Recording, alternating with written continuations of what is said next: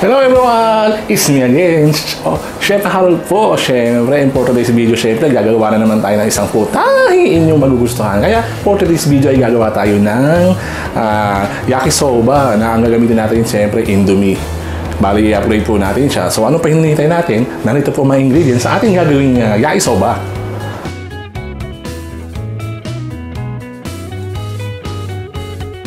At ayun po, narito po ang ating mga ingredients. Bali, ayun po, ito yung noodles ng ating Indomie. Bali na half-cook na po siya. Half-cook po na gagawin nyo kasi mamaya ilulutuin pa po natin siya. Kasi mas pagka na overcook po siya, lalabsa po yung noodles. Yan. And then meron po tayo ditong oil.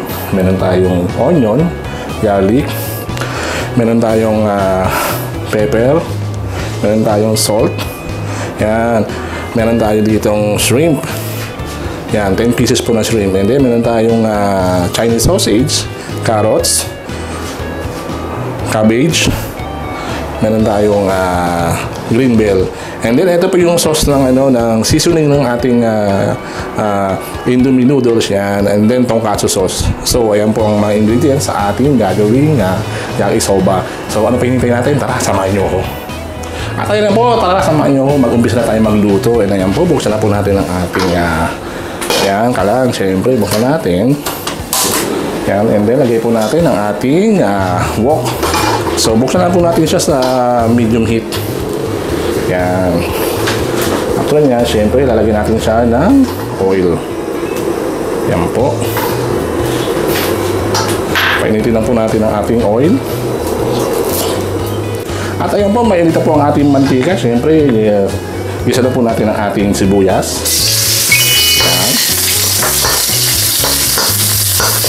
Patay na po natin siya ng mga 30 seconds. Yan. After sibuyas ay lagyan na po natin ang ating bawang. Yan. Patay lang po natin siya ng another 30 seconds.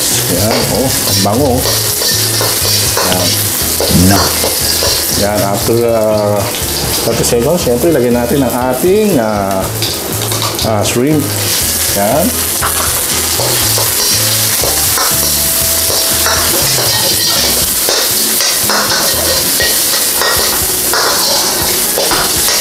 Yan. Kailan po natin siya ng mga 1 minute o until maging orange ang ating shrimp.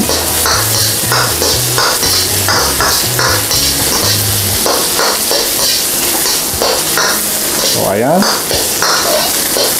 Orange na siya. So, lagyan na po natin siya sa ating ibang lagayan. Yan.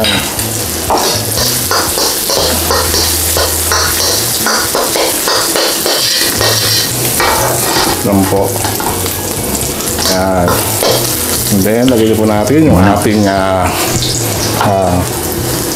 sausage. Yan, yung Chinese sausage. Yan. Chill lang po natin siya ng mga 15 seconds. Okay na yan. Yan. Lagyan na po na, after nga, lagyan po natin yung ating carrots, cabbage, and then green bells. Yan. Yan. Cook lang po natin siya. Or still lang po natin siya ng mga 1 minute.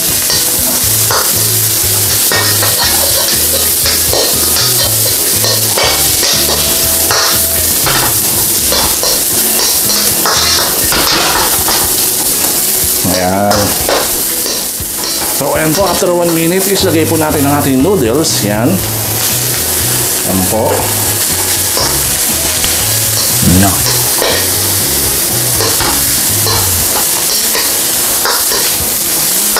Yan, after noodles, ay lagay na po natin ang ating yakisoba seasoning. Ay yung lagay po natin yung ating Indomie seasoning. And then yung ating tonkatsu sauce. Yan. And then stir na po natin siya ng another 1 minute. No. Yan.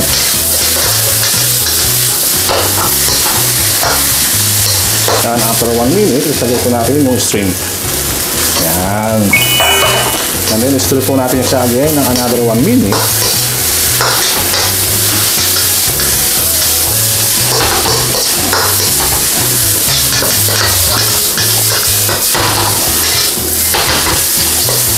Yan. Yan. And then, lagyan po natin siya ng salt. After salt. And pepper. Yan.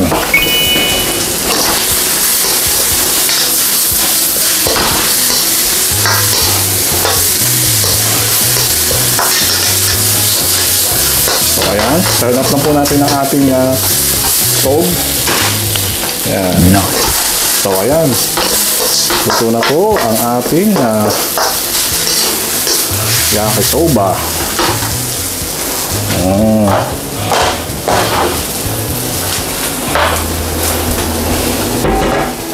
At ayun po, tapos na tayo magluto. Siyempre, i-transfer naman po natin siya sa ating plate. Bali ko lang po tayo dito. Yan. Oh, mainit-init pa oh. Yan. Yan po, nilagay na natin sa isang lagayan. Yan. Yan po. Kung natin siya ng hipon. So, yan po. Nice.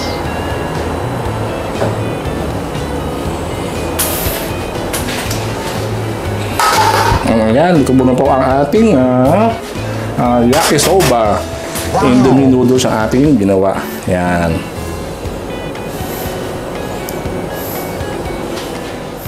At ayun, syempre, tapos na tayo mag-transfer sa ating plating. Na-plating na po natin ang ating noodles. Ayan, titikman lang po natin ang ating ginawang yakisoba. Indomie noodles ang ating ginawa. Ayan. Bali, parang in-upgrade lang po natin ang ating Indomie. Yan. So, ayan, ginawa po natin. Oh, yan o. Yung sausage. So, Chinese sausage, yung shrimp. Pa natin. Wow. Ang sarap. Kaya nga, ang lasa nung sausage. Talagang nag-overpowering siya sa ating noodles. Ang sarap. Samahan mo pa lang tong katsu sauce. And then itong naman noodles natin.